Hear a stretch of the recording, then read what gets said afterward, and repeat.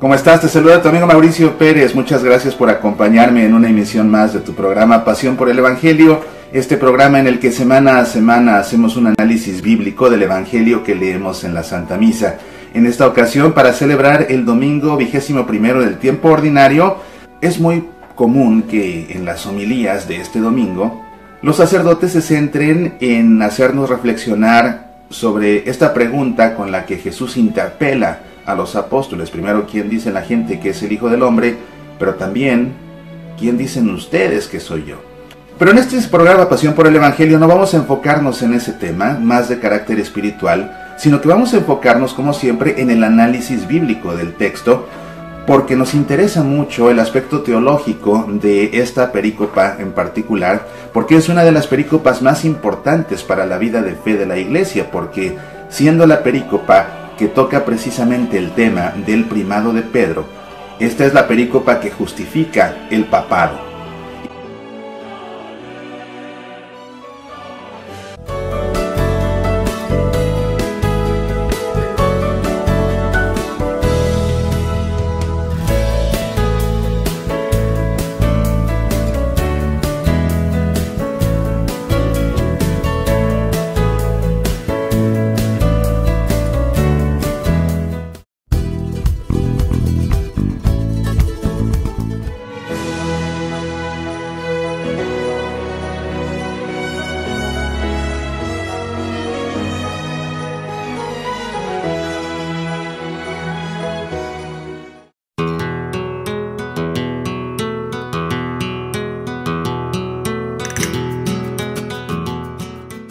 A la mesa del Señor, comprendiendo la Santa Misa, una conferencia en la que te explico paso a paso todo lo que hacemos en la Santa Misa, con un detalle que todas las personas que han asistido a esta conferencia en vivo o a través de internet están de acuerdo en afirmar que nunca participar en la Santa Misa ha vuelto a ser igual. Descarga el audio o el video de esta conferencia en el sitio semillasparalavida.org. Medita, aprende, apasionate por nuestra fe.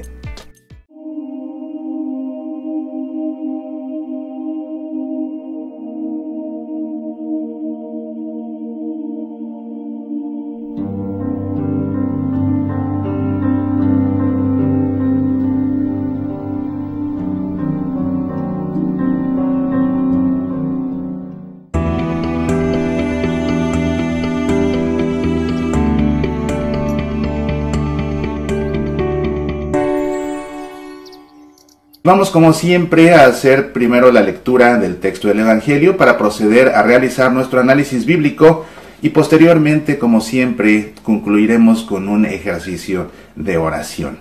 Vamos a iniciar poniéndonos en presencia del Padre y del Hijo y del Espíritu Santo. Amén. El Evangelio dice así: Al llegar a la región de Cesarea de Filipo, Jesús preguntó a sus discípulos: ¿Qué dice la gente sobre el Hijo del Hombre? ¿Quién dicen que es? Ellos le respondieron: unos que es Juan el Bautista, otros Elías, y otros Jeremías o alguno de los profetas. ¿Y ustedes?, les preguntó, ¿quién dicen que soy yo? Tomando la palabra, Simón Pedro le respondió: Tú eres el Mesías, el Hijo de Dios vivo. Y Jesús le dijo: Feliz de ti, Simón, hijo de Jonás, porque esto no te lo ha revelado ni la carne ni la sangre, sino mi Padre que está en el cielo. Y yo te digo, tú eres Pedro, y sobre esta piedra edificaré mi iglesia, y el poder de la muerte no prevalecerá contra ella. Yo te daré las llaves del reino de los cielos. Todo lo que ates en la tierra quedará atado en el cielo, y todo lo que desates en la tierra quedará desatado en el cielo. Entonces ordenó severamente a sus discípulos que no dijeran a nadie que él era el Mesías. Pues bien, aquí tienes la lectura del Evangelio en este domingo 21º del tiempo ordinario. Es muy común que en las homilías de este domingo los sacerdotes se centren en hacernos reflexionar sobre esta pregunta con la que Jesús interpela a los apóstoles. Primero, ¿quién dice la gente que es el Hijo del Hombre? Pero también, ¿quién dicen ustedes que soy yo? Y sobre esa pregunta suelen centrarse los sacerdotes, que así nos interpelan igualmente a nombre de Jesús. ¿Y tú quién dices que es Jesús? Para ti, ¿quién es Jesús realmente?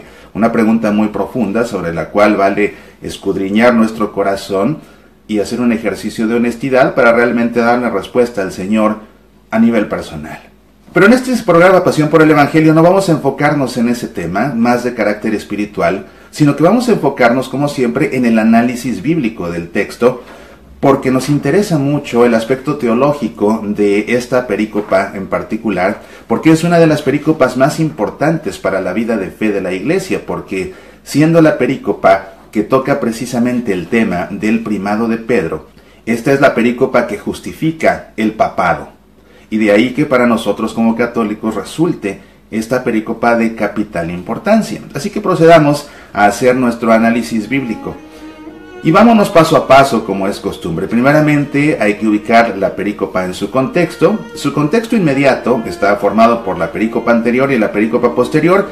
En la perícopa anterior, Jesús habla con sus apóstoles acerca de la levadura de los fariseos y de los saduceos, haciéndoles ver que la enseñanza de los fariseos y de los saduceos no es realmente la correcta, sino que la correcta es la de Jesús.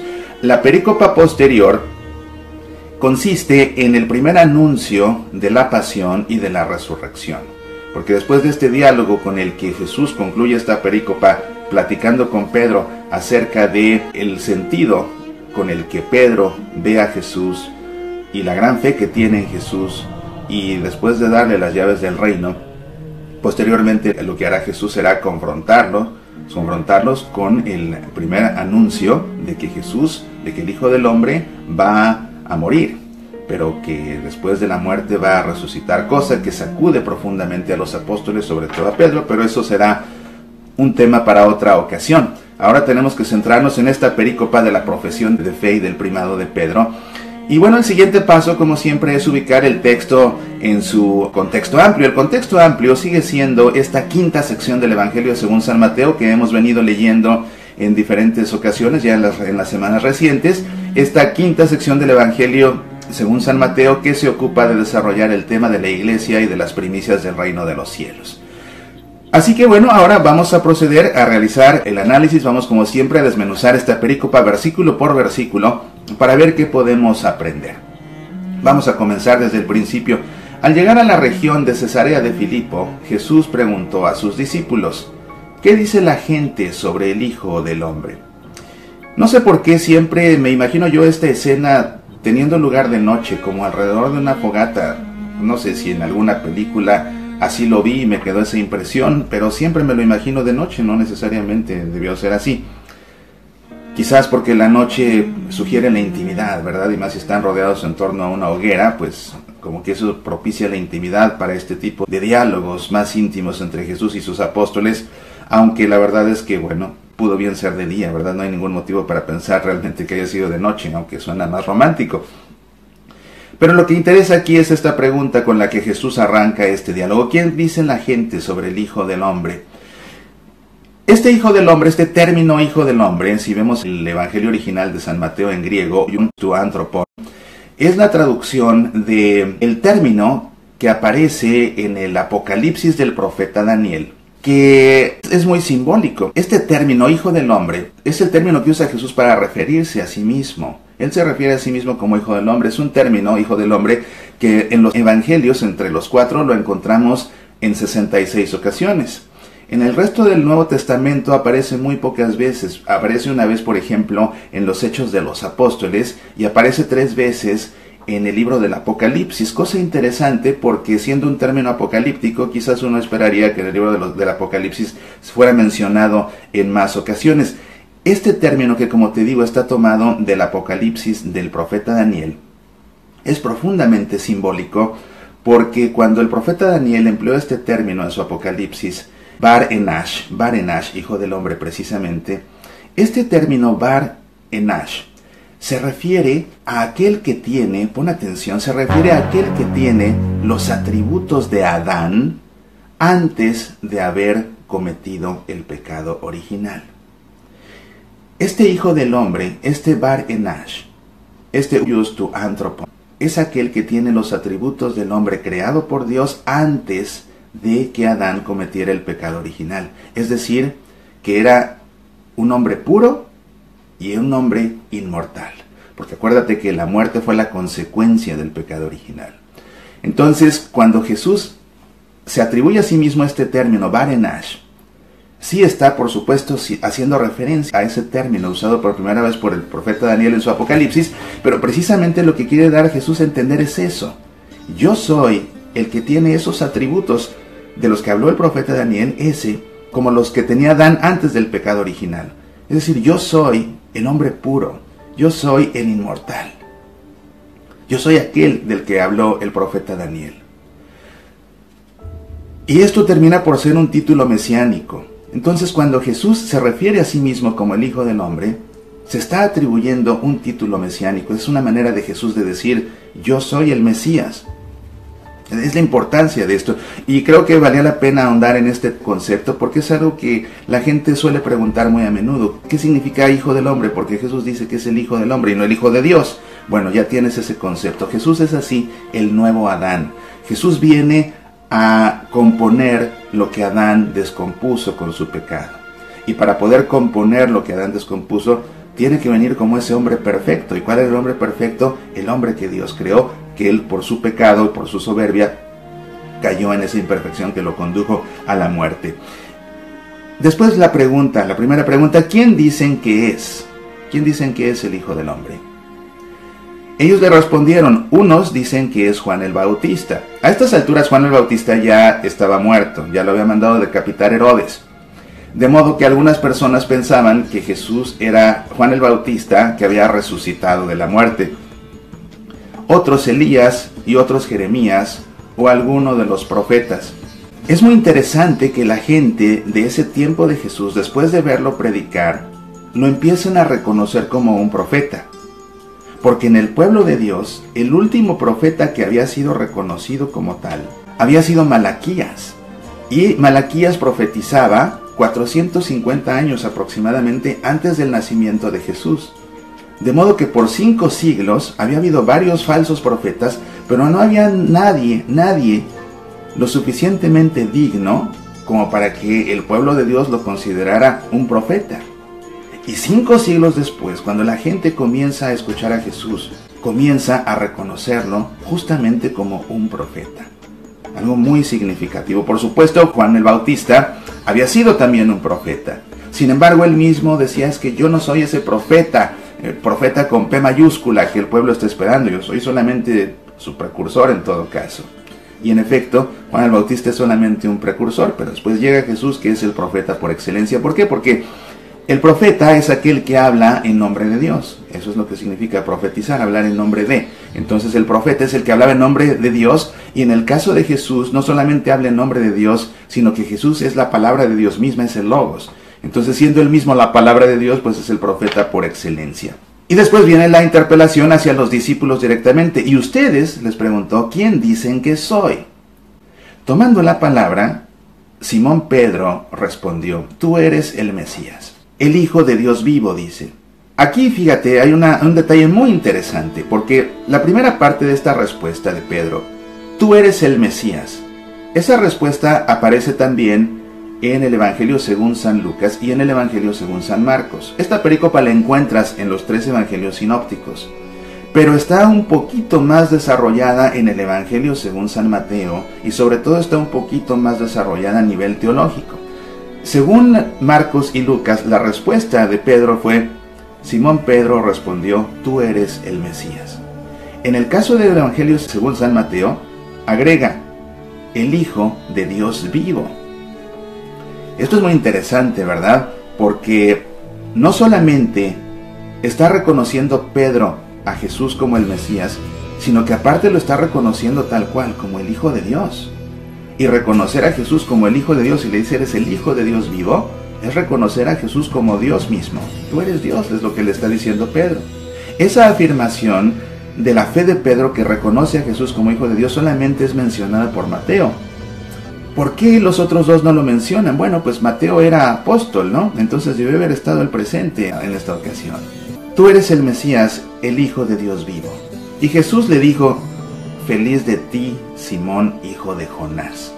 Muy interesante cómo Jesús, para referirse en esta ocasión a Simón, lo hace con su nombre completo, su nombre y su apellido. Shimon Bar Yoná, es decir, Simón, hijo de Jonás. Le da su nombre completo, con nombre y apellido. ¿Por qué? ¿Por qué lo nombra con su nombre y apellido?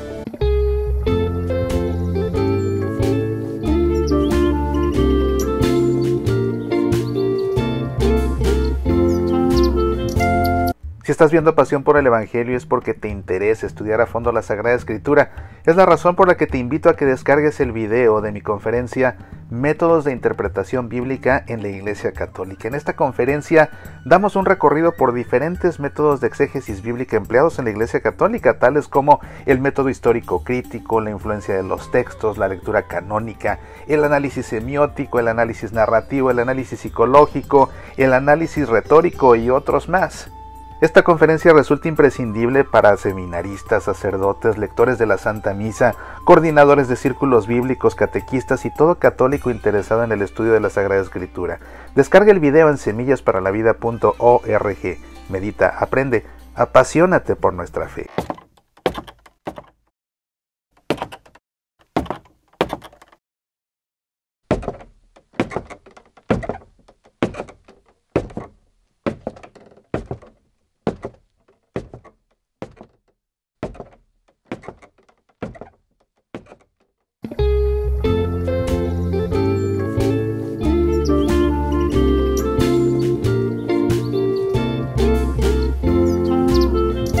Simón, hijo de Jonás. Le da su nombre completo, con nombre y apellido. ¿Por qué? Porque está por cambiarle el nombre. En un instante le va a cambiar el nombre y va a dejar de llamarse Shimon Bar Yoná. Ahora va a tener otro nombre y vamos a ver por qué. Le dice: feliz de ti, Simón, hijo de Jonás, porque esto no te lo ha revelado ni la carne ni la sangre. Cuando Jesús usa esta expresión, ni la carne ni la sangre, lo que Jesús quiere decir es: esto que tú me estás diciendo no te ha sido revelado por la humanidad. Esto no es una revelación humana. Este conocimiento que te ha permitido discernir que soy el Mesías, que soy el Hijo de Dios, no es algo que has recibido de los hombres. No es algo ni siquiera que has recibido de tu propia carne y de tu propia sangre. Es decir, no es algo que tú has podido discernir con tu propio intelecto humano. Jesús dice: esto no te lo ha revelado ni la carne ni la sangre, sino mi Padre que está en el cielo. Y con esto lo que le está diciendo Jesús es: esta capacidad que tienes de reconocerme como el Mesías y como el Hijo de Dios, procede de Dios. La fe que tienes no es tuya, la fe que tienes te ha sido dada por Dios. Y por ello es que le dice: feliz de ti, alégrate de esto. Nos recuerda ese saludo del ángel Gabriel a María: Jaire, alégrate, regocíjate, llénate de gozo, Simón, hijo de Jonás, porque esta fe que tienes no es tuya, te la dio el Padre. Y es un gran don recibido de Dios que tengas la capacidad de reconocer en mí al Mesías y al Hijo de Dios. Y entonces le cambia el nombre y le dice: y yo te digo, tú eres Pedro, y sobre esta piedra edificaré mi iglesia. Le cambia el nombre, ya no se llama Shimon Bar Yoná, ahora se llama Kefas, en arameo Kefas, que en latín Petrus, en español Pedro. Y le dice: y sobre esta piedra edificaré mi iglesia. Pero fíjate, la palabra que usa es una palabra fuerte, porque ese Petrus significa roca. Petrus significa roca. No creas que una piedrecilla, mira, y aquí tengo, por cierto, unas, no. Una de estas piedrecillas en latín, en todo caso, sería calx. Calx es piedra, calx es una piedrecilla, Petrus es una roca.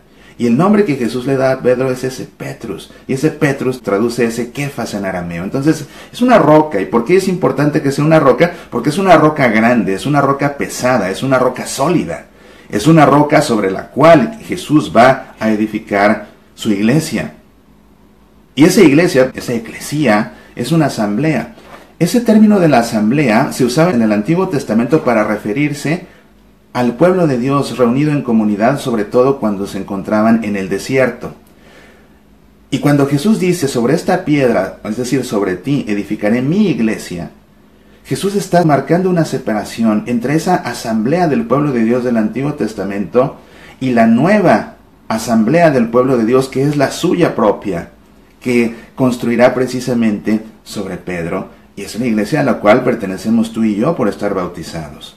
Después le dice, y el poder de la muerte no prevalecerá contra ella. Es una adaptación como para que entendamos el sentido de la expresión que usó Jesús, pero yo creo desde un punto de vista bíblico que, y bueno, los liturgistas sabrán más que yo, pero desde un punto de vista bíblico yo hubiera preferido, en lugar de hacer una adaptación, respetar el texto tal cual está. Porque sólo así tiene sentido la conclusión, porque mira, dice, y el poder de la muerte no prevalecerá sobre la iglesia, yo te daré las llaves del reino de los cielos. Para que realmente tenga sentido esta segunda expresión, yo te daré las llaves del reino de los cielos, es que creo que debió respetarse la frase tal cual está escrita, que fue adaptada como, y el poder de la muerte no prevalecerá contra ella, porque si lees el evangelio original, eso no fue lo que dijo Jesús. Ese es el sentido de lo que dijo Jesús, pero literalmente lo que Jesús dijo fue, y las puertas del Hades no prevalecerán sobre ella. Ese Hades, en latín inferis, para nosotros infierno, ese Hades, ese inferis, ese infierno, es la tierra de los muertos. Era donde se pensaba que iban los muertos, es la tierra de los muertos. Entonces realmente lo que está diciendo Jesús es, yo te digo, tú eres Pedro y sobre esta piedra edificaré mi iglesia, y las puertas del Hades y las puertas del infierno no prevalecerán contra ella. Yo te daré las llaves del reino de los cielos. ¿Por qué te decía que es importante la frase tal cual la dijo Jesús para entender lo de las llaves del reino de los cielos? Porque lo que está diciendo primero Jesús es que las puertas del infierno no prevalecerán sobre la iglesia. ¿Por qué Jesús se refiere a las puertas? Porque en las ciudades, sobre todo las ciudades amuralladas, detrás de las puertas, detrás de los portones precisamente por los cuales se tenía acceso a la ciudad, era detrás de los portones donde estaban apostados los ejércitos, para que en caso de un ataque se cerraran los portones y de inmediato el ejército que estuviera ahí pues saliera al combate a defender o defendiera al que intentara agredir una ciudad.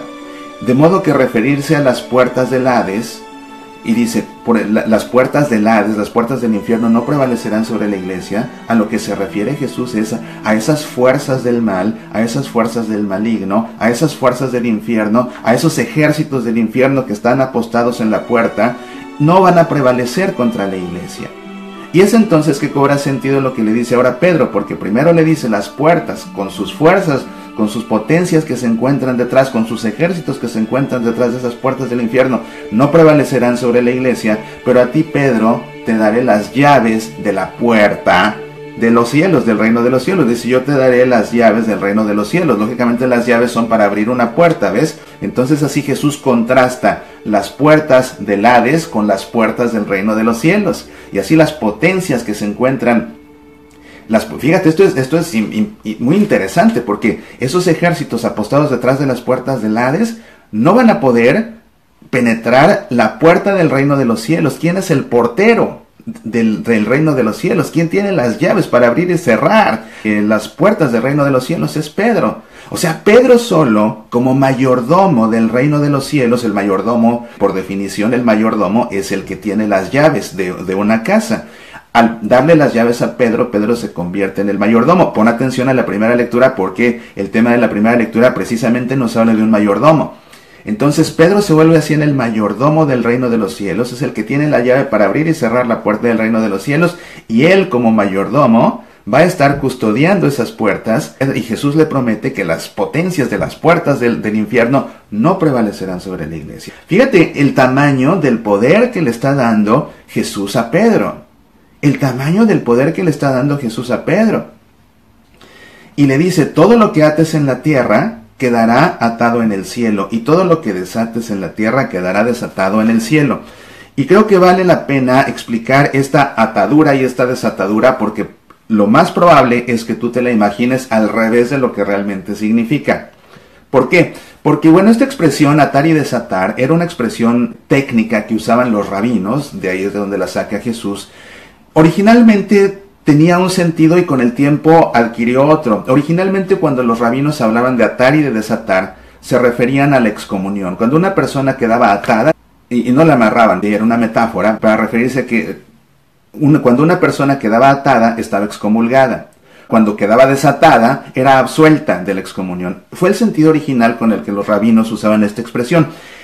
Expresión que con el tiempo, también entre los rabinos, tomó un carácter más legal, más jurídico, que entonces se refería a prohibir y a permitir.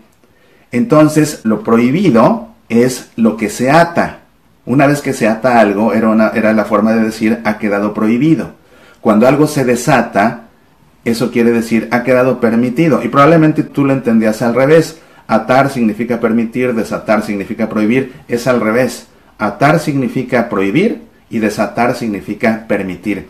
Es la potestad que le está dando Jesús a Pedro. Le dice, todo lo que ates en la tierra, todo lo que prohíbas en la tierra, quedará atado en el cielo, quedará prohibido en el cielo.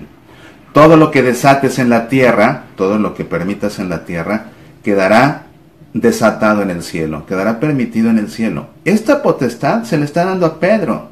Y con esa potestad que le está dando, esas son las llaves que le da. Con esa capacidad de atar y desatar, le da la capacidad de permitir y de prohibir, le da la capacidad de abrir y cerrar las puertas del reino de los cielos, y con esa capacidad es que él, como mayordomo del reino de los cielos, se asegurará que las fuerzas, los ejércitos que están apostados detrás de las puertas del Hades no prevalecerán sobre la iglesia. Esa es la misión que tiene Pedro, sobre la cual Jesús iba a edificar la iglesia. Eso para nosotros los católicos es fundamental porque es lo que justifica el papado y lo que justifica la potestad que tienen los papas como sucesores de San Pedro. Y es que Jesús, la promesa que hace, por supuesto, era una promesa eterna de su nueva iglesia. Jesús, acuérdate, se está refiriendo a su nueva iglesia. Y la nueva iglesia de Jesús es para siempre, no solamente mientras Pedro viva. Porque si no, si el único depositario de esta potestad hubiera sido Pedro, al morir Pedro, entonces ya no habría ningún mayordomo de las puertas del cielo, y entonces las fuerzas del Hades, que son para siempre también, podrían entonces acabar con la iglesia. De manera que se necesita que siga habiendo un mayordomo con esa potestad. ¿Y quién es ese mayordomo? Para que se cumpla esa promesa de que las puertas del Hades no prevalecerán nunca sobre la iglesia. Para que esto suceda tiene que haber otro mayordomo. ¿Y quién es ese mayordomo? Pues el sucesor del mayordomo, es decir, el sucesor de Pedro. ¿Y quién es el sucesor de Pedro? El Papa. Y cuando el sucesor muera, se necesitará otro sucesor, y otro sucesor, y sucesivamente hasta nuestro Papa Francisco. ¿Ves? Es por lo que es importantísima esta perícopa desde el punto de vista de la fe de la iglesia. Y como te digo, yo quería hacer este análisis bíblico para rascarle a toda la teología que se encuentra en esta perícopa, porque te digo, es muy probable que en la homilía, en la Santa Misa, tu sacerdote se enfoque más bien en la parte espiritual de, y ustedes dicen, ¿quién soy? Una pregunta muy necesaria. Pero realmente el tema de esta Santa Misa, el tema no es, y ustedes quién dicen que soy, el tema es el primado de Pedro, el tema es ese mayordomo, y por eso es el tema también de la primera lectura, que como te he dicho 1000 veces, el tema de la primera lectura siempre es el tema del Evangelio, así que pon atención y verás ahí como hilo conductor al mayordomo, que en el caso del Evangelio pues acaba siendo Pedro. Entonces ordenó severamente a sus discípulos que no dijeran a nadie que él era el Mesías. Severamente les prohibió, no le digan a nadie. Todavía no lo van a entender, así que no le digan a nadie. Hasta después de la resurrección podrán ustedes decir, porque será entonces cuando la gente pueda entender. Ahora no lo entienden. Pero lo interesante y lo importante es que aunque les prohíbe que sepan que es el Mesías, que sepan incluso que es el Hijo de Dios, a partir de ahora, a partir de este momento, ya los apóstoles lo tienen más que claro. A partir de ahora, los 12 apóstoles saben perfectamente que su maestro es el Mesías, que su maestro es el Hijo de Dios. Gran enseñanza para ellos. Y claro, es muy importante entender este aspecto teológico que fundamenta nuestra fe, pero también claro que no podemos escaparnos de hacernos esa pregunta y de dejar que Jesús nos interpele. Que Jesús nos interpele, porque si penetramos a esa escena, y te digo, a mí me gusta imaginármela de noche en torno a una hoguera, no sé, llámame romántico si quieres, pero así me la imagino. Si leemos el Evangelio desde esa óptica y nos metemos ahí poco a poco y hacemos hueco entre dos de los apóstoles y nos sentamos ahí alrededor de la hoguera, cuando Jesús pregunta, ¿y ustedes quién dicen que soy? Esa pregunta viene directamente dirigida a cada uno de nosotros. ¿Quién es Jesús para nosotros realmente? ¿El Jesús verdadero, el Hijo del Hombre, el Mesías, el Hijo de Dios? ¿O un ídolo un ídolo que juega las cartas en las redes sociales, en Facebook, con cadenitas, manda esto 7 veces y te daré grandes milagros. O para mí Jesús es el genio de la lámpara maravillosa que creo que frotándola va a salir a cumplirme 3 deseos, 3 caprichos, y así es mi oración. O para mí Jesús es el sacabroncas, el quitaproblemas, el plomero al que solo le hablo cuando hay goteras en mi vida, o cuando ya hay grandes inundaciones. ¿O quién es Jesús? Y quizás, si soy honesto, no es fácil dar una respuesta, porque mi fe todavía tiene que crecer. Te invito a que reflexiones sobre esto en tu corazón y que concluyamos nuestra emisión de esta ocasión, como siempre, con una oración que parta precisamente de esa pregunta. ¿Y tú quién dices que soy yo? Te invito, como siempre, a que por un momento cierres tus ojos, pongas tu mano en tu corazón y des respuesta conmigo a esta pregunta que nos hace Jesús. ¿Y tú quién dices que soy yo? Te confieso que no lo sé, Señor. Digo amarte cuando media hora en tu presencia me parece excesivo o demasiado. Presumo de conocerte, y cuántas veces el espíritu me pilla fuera de juego. Te sigo y escucho y miro una y otra vez hacia senderos distantes de ti. Te confieso, Señor, que no sé demasiado de ti, que tu nombre me resulta complicado, que tu señorío, Jesús, lo pongo con frecuencia debajo de otros señores, ante los cuales doblo mi rodilla. Te confieso, Señor, que mi voz no es para tus cosas lo suficientemente recia ni fuerte, como lo es para las del mundo. Te confieso, Señor, que mis pies caminan más deprisa por otros derroteros que el placer, las prisas, los encantos o el dinero me marcan. Te confieso, Señor, que a pesar de todo, sigo pensando, creyendo y confesando que eres el Hijo de Dios. Haz, Señor, que allá por donde yo camine, lleve conmigo la pancarta de que soy tu amigo. Haz, Señor, que allá donde yo hable, se escuche una gran melodía, que Jesús es el Señor. Haz, Señor, que allá donde yo trabaje con mis manos o con mi mente, construya un lugar más habitable en el que tú puedas formar parte. Amén. En el nombre del Padre, y del Hijo, y del Espíritu Santo. Infinitas gracias por el favor de tu atención. Como siempre, ha sido un gran placer compartir todo esto contigo. No olvides decir me gusta si es que esta emisión te ha gustado y has aprendido mucho. No te olvides de compartir también este video en tus redes sociales para que más de tus amigos conozcan nuestro programa, lo comiencen a ver y aprendan tanto de la palabra de Dios como hacemos tú y yo semana a semana. Recuerda que tenemos una cita todos los días a través de nuestro programa Semillas para la Vida, que puedes escuchar en tu estación de radio católica o en nuestro sitio semillasparalavida.org. Y recuerda también que tenemos una cita el próximo fin de semana para seguir aprendiendo juntos acerca del Evangelio. Te deseo que Dios te colme de bendiciones y que tú mismo seas una bendición de Dios para los que te rodean. Apasionate por nuestra fe. ¿Qué hacer cuando las personas en quienes confías te van traicionando una por una? ¿Cómo proceder con justicia cuando los demás son injustos contigo? ¿Quién es la vecina de la calle París? Esta novela de suspenso se entreteje pasando por una aerolínea, una calle, una tienda de almacén, una parroquia, un colegio católico y un tribunal de justicia. Los personajes representan las caras opuestas de la amistad, de la impartición de justicia, de la vocación religiosa y de las relaciones humanas, al tiempo que dos sacerdotes distintos van enseñando cómo enfrentar las crisis y cómo dar sentido a la vida de un jefe de familia ante la injusticia. La vecina de la calle París, una lectura que no podrás detener hasta llegar a su última página. Pide tu copia impresa en Amazon.com, descarga el ebook en Kindle o léelo gratis con tu suscripción a Kindle Unlimited. La vecina de la calle París. Léela ya.